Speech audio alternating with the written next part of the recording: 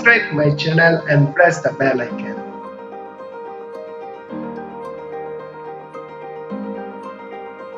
Hello friends, warmly welcome to you on my channel, Daily Travelers.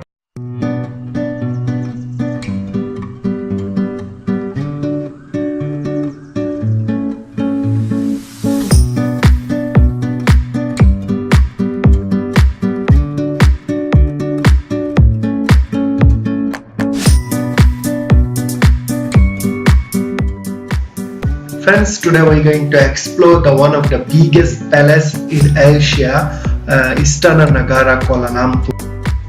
This palace is the residence of the King of Malaysia. King of Malaysia is elected for 5 years.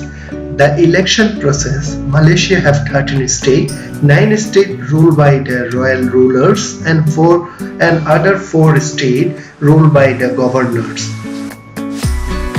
All 13 state rulers are meet at the conference of rulers, but only royal rulers are allowed to vote and stand for the election become a king of Malaysia, and it's rotated for every 5 years.